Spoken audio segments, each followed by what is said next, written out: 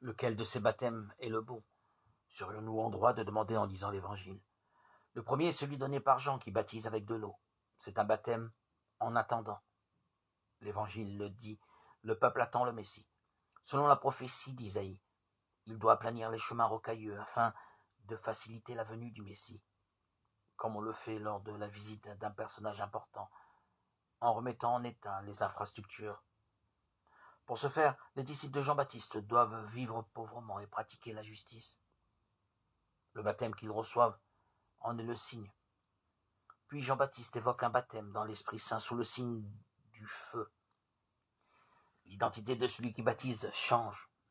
Jésus n'est pas nommé, mais celui qui vient est plus fort que Jean, et il baptise dans l'Esprit Saint et le feu. On en conclut qu'il s'agit du Messie véritable. L'Évangile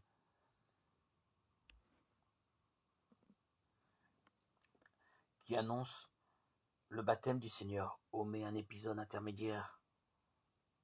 Jean est mis en prison. La période du précurseur s'achève et celle de la venue effective du Messie commence. Mais si Jésus est le Messie, pourquoi est-il baptisé par Jean et que signifie l'effusion d'esprit et la parole qui l'authentifie comme fils? Cet épisode montre que la révélation n'est pas abstraite. La colombe et la voix qui descendent du ciel attestent d'une relation personnelle et filiale. En recevant le baptême de Jean, Jésus s'inscrit dans l'attente du peuple. En accueillant l'attestation de son identité, Jésus ne devient plus fils, il est de toute éternité. Mais il nous est révélé comme oint de Dieu, celui qui porte le signe messianique de l'onction spirituelle.